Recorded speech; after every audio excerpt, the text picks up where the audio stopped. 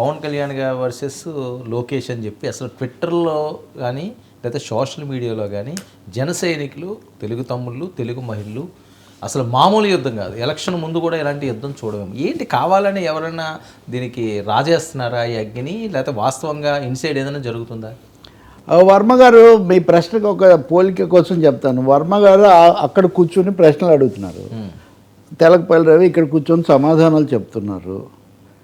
వీళ్ళిద్దరి గురించి వివాదం జరుగుతుంటే ఎవరో వీళ్ళిద్దరి మధ్యలో సాగుతున్నటువంటి వివాదానికి మరెవరో కారకులు అని చెప్తే అది చెల్లుబాటు అయ్యేదేనా వాస్తవంగా?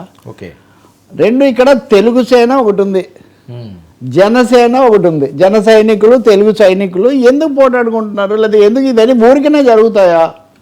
ఇప్పుడు చంద్రబాబు నాయుడు గారు మైదుకూరు ప్రొద్దుటూరు మొన్న వెళ్ళినప్పుడు ఆయన ఉన్న వేదిక మీద పొలిట్ బ్యూరో సభ్యుడైనటువంటి శ్రీనివాసరెడ్డి, ఆయన నాకు తెలుసు, మంచి మాటగాడు, మన చర్చలకు కూడా వచ్చేవాడు అనేకసార్లు. ఆయన భార్య ఇప్పుడు అక్కడ కడప రెడ్డమ్మ అని బిరుదు అంకితురాలై ఫైర్ బ్రాండ్గా చలామణి చెలరేగిపోతున్నటువంటి మాధవిరెడ్డి గారు. నేనేం అంటలేదు, వాళ్ళు చెప్తున్న వర్ణన.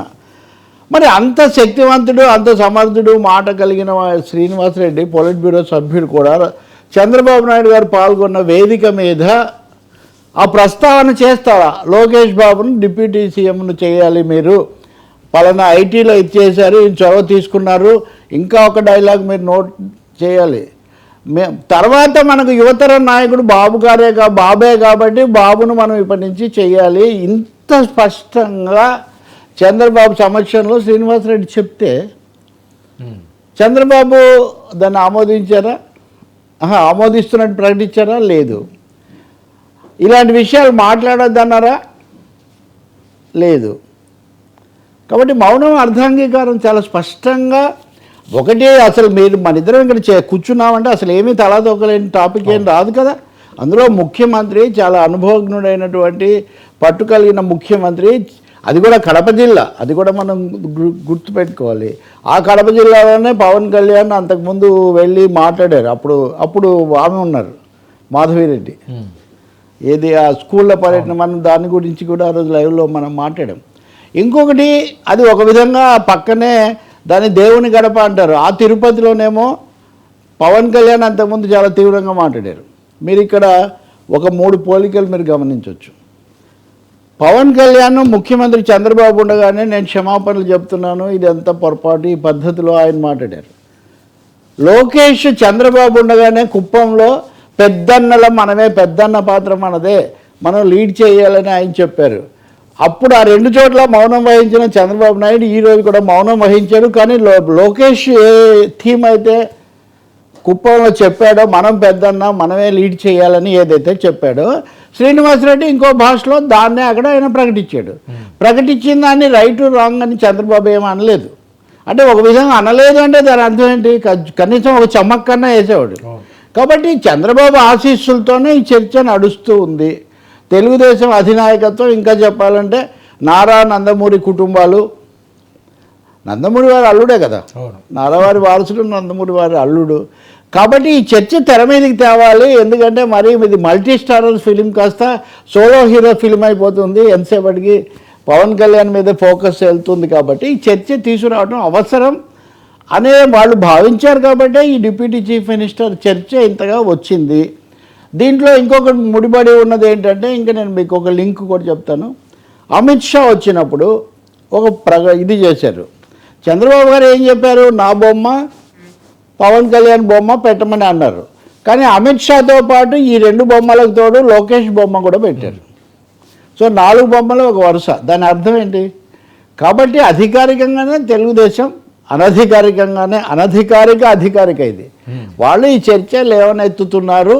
లేవనెత్తడమే కాదు, వాళ్ళని బలపరిచేవి లేదా వైసీపీని వ్యతిరేకించే ఛానల్స్గా, మీడియాగా పేరు పొందినటువంటి వాళ్ళందరూ కూడా ఈ చర్చను ప్రోత్సహిస్తున్నారు.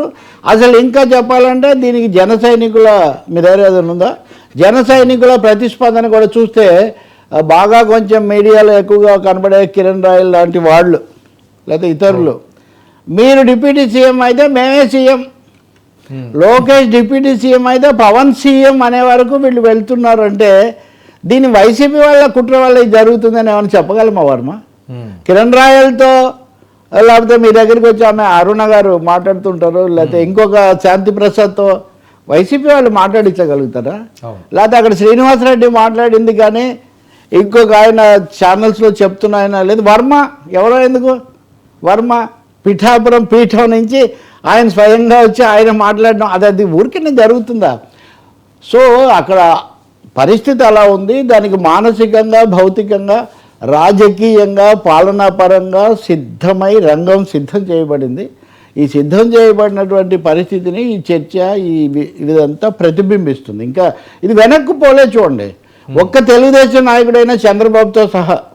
అవును, ఎందుకంటే ఇప్పుడు ఈ చర్చ అవసరం లేదు, మనం పాలనా వ్యవహారాల మీద కేంద్రీకరిద్దాం. నేను నిన్న కర్నూలులో ఉన్నాను, మొన్న నేను కర్నూలులో సభల్లో వాటిలో పాల్గొన్నాను. ఆ పుస్తకం కూడా తేవాల్సింది, తీసుకొస్తాను. ఒక 108 ఏళ్ల కిందట అచ్చైన ఒక పుస్తకం మొదటిసారి వెలుగు దాన్ని పరిశోధనలో కనిపిస్తే దాన్ని ముద్రించాం నిన్న. మా స్వగృహాన్ని మేము సాహిత్య కార్యాలయంగా మార్చాం, ఇవన్నీ చేసాం.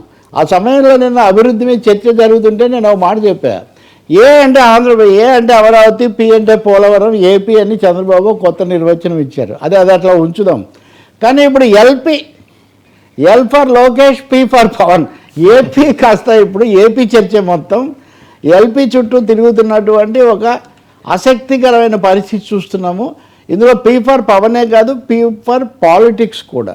సో ఏపీ పాలిటిక్స్లో ఇది ఒక సెంట్రల్, కాకపోతే కొంచెం అనుకున్న దానికంటే తొందరగా వచ్చిందేమో కానీ చర్చలోకి. ఈ చర్చ తప్పకుండా వస్తుంది. కథలో ట్విస్ట్ ఇంటర్వెల్ అప్పుడు వస్తుందా, లేకపోతే ఫస్ట్ హాఫ్లో వస్తుందా, ఇది డైరెక్టర్ మీద ఆధారపడి ఉంటుంది కదా. కాబట్టి ఇది ఒక రియల్ డిస్కషన్, ఇందులో సందేహమేం లేదు. తెలుగుదేశం వాళ్ళ వైఖరి చాలా స్పష్టంగా ఉంది. లోకేష్ చెప్పినట్టుగా పెద్దన్న లోకేషే, అందులో చంద్రబాబు నాయుడు గారు పెద్ద ఆయన చంద్రబాబు, పెద్దన్న లోకేష్ తెలుగుదేశంకి సంబంధించినంత వరకు. ఇప్పుడు చంద్రబాబు నాయుడు పెద్ద ఆయననే అంటుంటారు వాళ్ళందరూ. కూటమికి సంబంధించి ఏది ఎవరు పెద్దన్న? కూటమికి సంబంధించి మొన్న అమిత్ షా గారు వచ్చారు కదా, అసలు పెద్ద ఆయన ఢిల్లీ నుంచి, ఆయన రిమోట్గా మోదీ గారు పెద్దన్న, ఈయన ఆయన కుడి భుజము. సో మోదీ అమిత్ షాలు సియామీస్ కవలన్నట్టుగా వాళ్ళని మనం విడదీయలేము. అందుకని కూటమికేమో బీజేపీ పెద్ద, మోదీ పెద్ద. కానీ రాష్ట్రంలో చంద్రబాబు, పవన్ కళ్యాణ్ అన్నది నెక్స్ట్ ఈక్వేషన్స్ ఎలా ఉంటాయి భవిష్యత్ చెప్తుంది మీ ప్రశ్నకు. బట్ ప్రభుత్వానికి మటుకు, ఎన్డీఏ ప్రభుత్వానికి మటుకు చంద్రబాబు నాయుడు ఇక్కడ పెద్ద, రెండో స్థానం లోకేష్ డేనే అని కదా వాళ్ళ ఉద్దేశం. లోకేష్ కాబోయే ఆయన అయితే ముఖ్యమంత్రి అని వీళ్ళు అంటున్నారు. అందువల్ల ఈ చర్చ అవాయిడ్ చేయాలని కొంత వాళ్ళు ప్రయత్నం చేశారు. లోకేష్ కూడా రాజమండ్రిలో అప్పుడు ఇప్పుడు చాలా సవినయంగా పవన్ కళ్యాణ్ చేశారు. పవన్ కళ్యాణ్ కూడా సుహృద్భావంతో ఆయన కలుపుకుపోయారు. ఇదేదో ఇప్పటికిప్పుడు తలకిందులు అవుతుందని కూడా నేనేం అనుకోవడం లేదు. బట్ డైరెక్షన్, అది పొలిటికల్ డైరెక్షను ఎలా ఉండబోతుంది అంటే తప్పకుండా Lokesh is very crucial. Lokesh side track అయిపోయాడు, లేకపోతే లోకేష్ను పక్కన పెట్టేశారు, అదంతా కాదు. మీకు గతంలో కూడా మనం చర్చించాము. ఐఏఎస్ లాబీ, ఐపీఎస్ లాబీ, అలాగే ఎమ్మెల్యేలు వీళ్ళందరూ కూడా లోకేష్ డిసైడింగ్ కాలింగ్ షాట్స్ అనే విషయం వాళ్ళు స్పష్టంగానే చెప్తున్నారు, పాలనా యంత్రాంగం దీని అంతటిలో. అందుకనే మీరు గమనిస్తే చంద్రబాబు నాయుడు గతంలో అధికారులతో సమీక్షలు, లేకపోతే వీడియో కాన్ఫరెన్సులు, వీటిలో చాలా ఎక్కువ సమయం గడిపేవాళ్ళు. కానీ ఆయన ఇప్పుడు చాలా సమయం మీడియాతో గడపడం మీరు గమనిస్తారు. చాలా అత్యవసర ప్రెస్ మీట్ అంటారు. అత్యవసర ప్రెస్ మీట్ అనేది 6 నెలలకు ఒకసారి కూడా పెట్టరు, అంతే కదా. మనకు మీడియా వాళ్ళగా మనకు తెలుసు కదా, లేకపోతే 3 నెలలకు ఒకసారి. ఇప్పుడు దాదాపు 2 రోజులకు ఒకసారి అత్యవసర ప్రెస్ మీట్ అని చంద్రబాబు నాయుడు గారు ఆ వయసులో ఉంటే, ఆయన face of the government. First pace అంటారు, వేగం. Face of the government Chandrababu Naidu అయితే, pace of the government Lokesh, Nara Lokesh. Glamour of the government Pawan Kalyan. తర్వాత అంటారా మీరు చెప్పినట్టుగా పవన్ కళ్యాణ్ బీజేపీ సంబంధాలు ఎలా ఉంటాయి, ఈ ఈక్వేషన్స్ అది మనం తర్వాత చర్చ చేయాల్సి వస్తుంది. తీవ్ర స్థాయిలోనే ఉంది ఇది. దీన్ని క్లించ్ చేయకుండా బహుశా మీరు ఇలాంటి చర్చ మీరు బీహార్లో చూశారు, మీరు ఇలాంటి చర్చ తమిళనాడులో చూశారు. తమిళనాడులో ఇప్పుడు వచ్చేసాడు కదా ఆయన. సో విధియనాడు కనిపించని చంద్రుడు తదియనాడు తానే కనిపిస్తాడు అని లోకేషుడు పూర్తి స్థాయిలో మీకు తొందరలోనే మీకు అది కనిపిస్తుంది. మీరు కర్ణాటకలో కూడా చూస్తారు ఈ చర్చ. ఇదివరకు లాగా ఈ డిప్యూటీ చీఫ్ మినిస్టర్ జగన్ హయాంలో లాగా వీళ్ళు కీలు బొమ్మలు కాదు, బొమ్మలు కూడా కాదు, వీళ్ళు పవర్ఫుల్ పీపుల్ వీళ్ళు. అందుకని అక్కడ శివకుమార్ సవాల్ చేస్తున్నాడు. ఆయన కనుక రేపు పొద్దున్న నన్ను పట్టాడు అనుకోండి, సిద్ధరామయ్య దిగిపోవాల్సిందే. బికాజ్ ఈ సో పవర్ఫుల్. మన ఆర్థిక వనరులు, రాజకీయ వనరులు అన్నీ సమకూర్చి వ్యూహం అంతా చేసింది ఆయన. ఏదో 2 ఏళ్ళు ఉంటాడని పెట్టారు, ఈయన దిగట్లేదు, అదో సమస్య. సో మీరు దక్షిణాది రాష్ట్రాలన్నింటిలో ఇలా చూస్తే మీరు ఆ సమస్య రేవంత్ రెడ్డికి కూడా మంత్రివర్గ విస్తరణ జరుగుతుందా లేదా అనేది కూడా మీరు చూస్తారు. సో దక్షిణాది రాష్ట్రాలన్నింటిలో కూడా ఏ పార్టీ అధికారంలో ఉన్నప్పటికీ ఈ సమస్య మనకు ఉంది. ఒక కేరళలో అంటే వాళ్ళది మిశ్రమ ప్రభుత్వం, దాని విషయం లేదు.